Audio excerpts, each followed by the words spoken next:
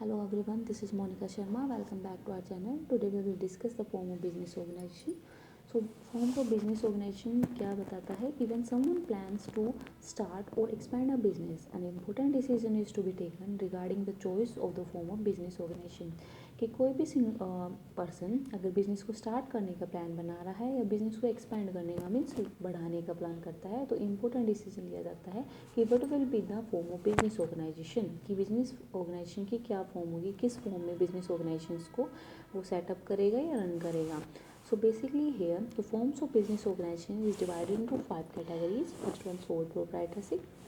Here the sole means only, the proprietor means owner. So only owner means एक single person जिसमें owner हो. Second is partnership form, ठीक है, जिसमें आपके टू और मोर देन टू पार्टनर्स भी मिलके बिजनेस को रन करते हैं.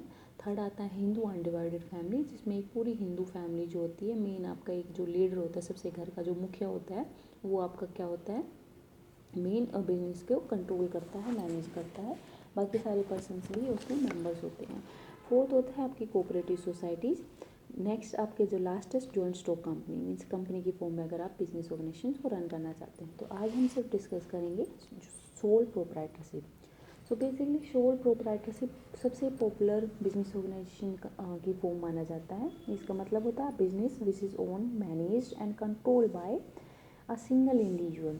अगर कोई भी बिजनेस आपका सिंगल इंडिविजुअल्स मैनेज करता है या कंट्रोल करता है, उसको सोल प्रोप्राइटरशिप बोलेंगे. बेसिकली सूटेबल है जो स्मॉल बिजनेसेस होते हैं आपके, उसके लिए ज़्यादा सूटेबल माना जाता है. जैसे आपकी आपकी शॉप, ऐसी छोटी मोटी शॉप लगा लो, या आपकी जो ब्यूटी पार्लर की शॉप होती है, बुटीक होती है, अगर वो होते हैं तो बेसिकली एक single person easily work load जो होता है वो मैनेज कर सकता है, कंट्रोल कर सकता है. तो इस टाइप के बिजनेसेस के लिए सोल प्रोप्राइटरशिप बेस्ट है, सूटेबल है.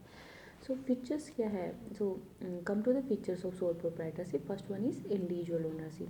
सो बेसिकली हमने पहले ही पढ़ा सोल मीन्स ओनली, तो जिसमें सिंगल पर्सन बिजनेस को रन करेगा उसमें क्या होगा, सोल प्रोप्राइटरशिप फॉर्म में उसका मतलब उसको बोला जाएगा. सो इंडिविजुअल ओनरशिप मतलब इंडिविजुअल अकेला अकेला मालिक होता है. ओनरशिप का मतलब होता है मालिक होना.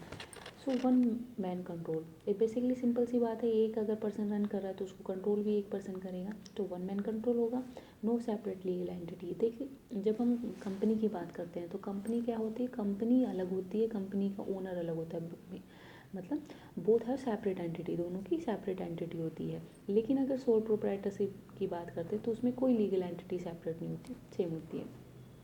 नेक्स्ट आता है अनलिमिटेड लायबिलिटी. अनलिमिटेड लायबिलिटी का मतलब होता है अगर इन केस कंपनी को ज़्यादा लॉस बियर करना पड़े तो उसमें जो ओनर होता है उसको अपनी पर्सनल एसेट्स भी सेल करनी पड़ती है, मीन्स अनलिमिटेड है, ठीक है. सिर्फ उसकी प्रॉफिट शेयरिंग तक नहीं है. प्रॉफिट शेयरिंग, सबसे पहली बात प्रॉफिट शेयरिंग ही नहीं होगा. क्यों? क्योंकि सिंगल पर्सन है, प्रॉफिट है तो भी उसका है, लॉस है तो भी उसका है, कोई और सेकंड पर्सन है ही नहीं जो प्रॉफिट को बांटे या लॉस को कम बियर करे. सो बेसिकली क्या होता है अनलिमिटेड लायबिलिटी, जितना भी लॉस हुआ, जितनी भी लायबिलिटी होगी, सब कुछ उसी को वोन करना, चाहे उसको अपनी घर की एसेट ही क्यों ना बेचनी पड़े.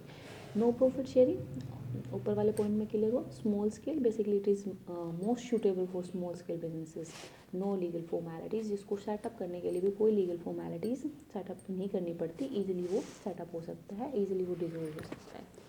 So come to the next point, merits of sole proprietorship. First one easy to start and dissolve, उसको अब स्टार्ट करना भी आसान है और बंद करना भी आसान है, कोई लीगल फॉर्मेलिटीज़ हमें यहाँ फुलफिल नहीं करनी पड़ती. Second point is maximum incentive to work. तो बेसिकली क्या होता है मैक्सिमम इंसेंटिव वर्क के लिए क्यों होता है, क्योंकि अगर आप मान लो आपकी खुद की एक शॉप है, आप सिंगल आप एक पर्सन है जो बिज़नेस को मैनेज भी कर रहे हैं, ठीक है, उसका काम भी आपको करना पड़ रहा है, तो बेसिकली आप क्या करेंगे, अपना पूरा आउटपुट देंगे, आपको ये नहीं लगेगा कि आपने ज़्यादा किया, सेकंड पर्सन ने कम किया. तो बेसिकली आप पूरी ऑनेस्टली आप क्या करेंगे, वर्क करेंगे, ज़्यादा से ज़्यादा करने की कोशिश करेंगे, क्योंकि अल्टीमेट फ़ायदा किसको होने वाला है, आपको होने वाला है. थर्ड वन ये आता है इंडिपेंडेंट कंट्रोल, होता है आपका अकेले का. इंडिपेंडेंट मीन्स कोई सेकंड पर्सन आके आप कंट्रोल नहीं करेगा उस बिज़नेस को, आप ही इंडिपेंडेंटली सारी अपनी जो भी पोजीशन है, जो भी कंट्रोल है आप होल्ड किए हुए हैं. फिर डिसीजन मेकिंग, आपका डिसीजन पावर भी स्ट्रॉन्ग होगा, क्योंकि आपको किसी और से आपको शेयर नहीं करना अपना डिसीजन, सीक्रेसी आप रखेंगे. आपकी डिसीजन किसी से और, अगर कोई भी मान लो आपको न्यू प्रोडक्ट ऐड करना है तो बेसिकली कोई भी न्यू प्रोडक्ट ऐड ऑन करेंगे तो उसका डिसीजन भी आप अपने आप ही लेंगे, अकेले ही लेंगे। सो बेसिकली आपको किसी से डिस्कस करने की जरूरत नहीं पड़ेगी। सो आपका डिसीजन मेकिंग जो पावर होगी, मतलब आप क्विक वे में जल्दी तरीके से आप उस डिसीजन को ले पाएंगे। सीक्रेसी रहेंगी। कोई भी आप न्यू चीज़ ऐड करना चाहते हैं, कोई भी पॉइंट्स ऐड करना चाहते हैं तो आप किसी को बताएंगे